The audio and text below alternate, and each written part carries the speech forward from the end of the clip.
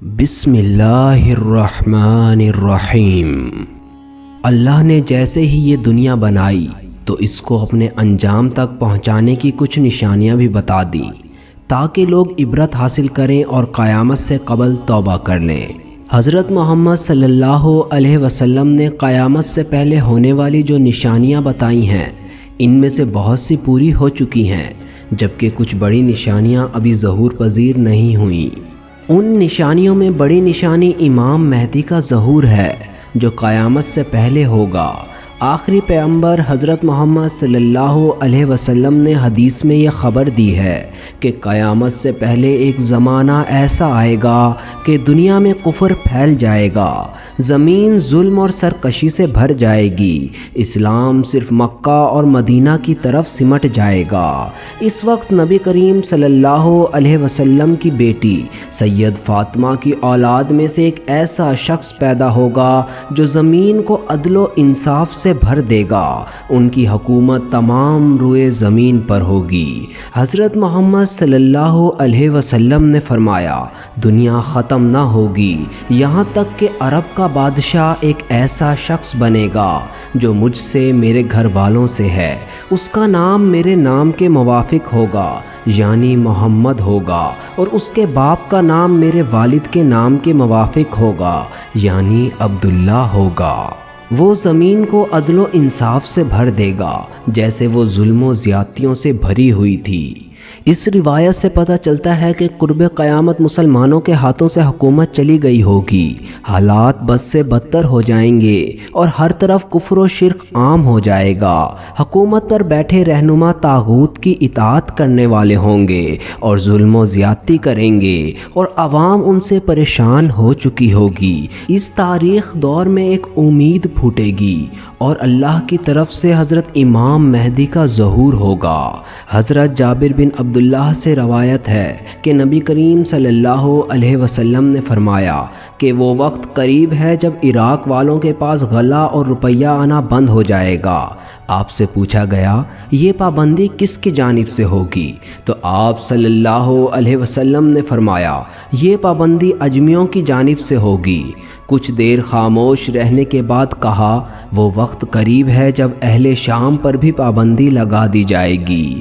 پوچھا گیا یہ رکاوٹ کس کی جانب سے ہوگی؟ آپ صلی اللہ علیہ وسلم نے فرمایا یہ رکاوٹ اہل روم کی جانب سے ہوگی۔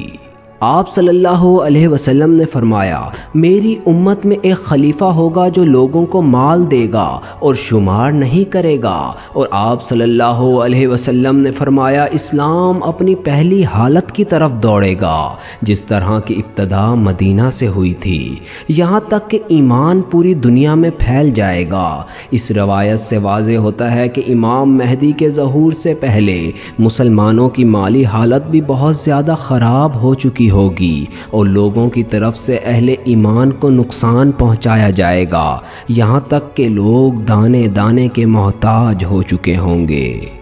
امام مہدی کا ظہور کیسے ہوگا اس کے متعلق مستدرک حاکم کے اندر ایک روایت ملتی ہے کہ نبی کریم صلی اللہ علیہ وسلم نے فرمایا کہ ذی القعدہ کے مہینے میں قبائل کے درمیان میں معاہدہ اور کشمکش ہوگی، لہٰذا حاجیوں کو لوٹا جائے گا اور مینا میں جنگ ہوگی اور بہت زیادہ قتل عام اور خون خرابہ ہوگا۔ نوبت یہاں تک آئے گی کہ امام مہدی بھی یہاں سے چلے جائیں گے، بھاگ کر وہ رکن اور مقام ابراہیم کے درمیان میں آئیں گے اور وہاں ان کے ہاتھ پر بیعت کی جائے گی۔ اگرچہ امام مہدی اس کو پسند نہیں کریں گے، بیعت کرنے والوں کی تعداد اہل بدر کے برابر ہوگی۔ ان بیعت کرنے والوں سے زمین و آسمان والے خوش ہو جائیں گے۔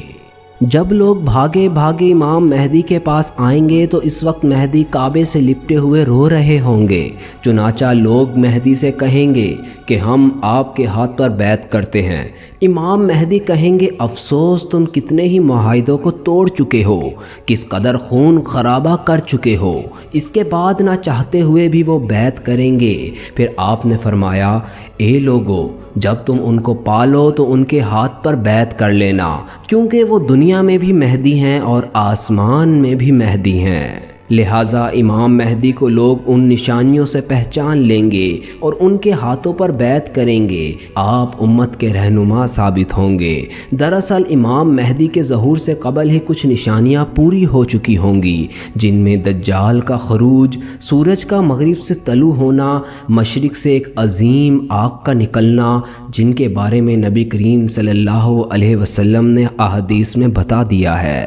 لہٰذا ان نشانیوں کے پورا ہو جانے کے بعد مسلمان خود اس انتظار میں ہوں گے کہ امت کو نجات دلانے والا وہ رہنما قریب ہی آنے والا ہے۔ حدیث شریف میں امام محمد مہدی کا حلیہ تفصیل سے بیان ہوا ہے، لہٰذا حضرت سعید خدری رضی اللہ عنہ سے روایت ہے کہ آپ صلی اللہ علیہ وسلم نے فرمایا، مہدی میری اولاد میں سے ہوگا، روشن پیشانی اور اونچی ناک والے، اور روئے زمین کو عدل و انصاف سے بھرنے والا ہوگا۔ جس طرح وہ ظلم و ستم سے بھری ہوئی تھی، وہ 7 برس تک زمین پر حکمرانی کرے گا۔ ایک روایت میں آتا ہے کہ امام مہدی کے چہرے مبارک کی رنگت عربی ہوگی اور ان کی جسمانی ساخت اسرائیلی ہوگی۔ جب امام مہدی کا ظہور ہوگا، اس وقت حضرت عیسیٰ بھی آسمان سے نازل ہو چکے ہوں گے۔ حضرت عیسیٰ علیہ السلام اللہ کے نبی تھے، جن کو آپ کی زندگی میں ہی آسمان پر اٹھا لیا گیا تھا۔ ایک پیغمبر ہونے کے باوجود عیسیٰ علیہ السلام امام مہدی کے پیچھے نماز ادا کریں گے۔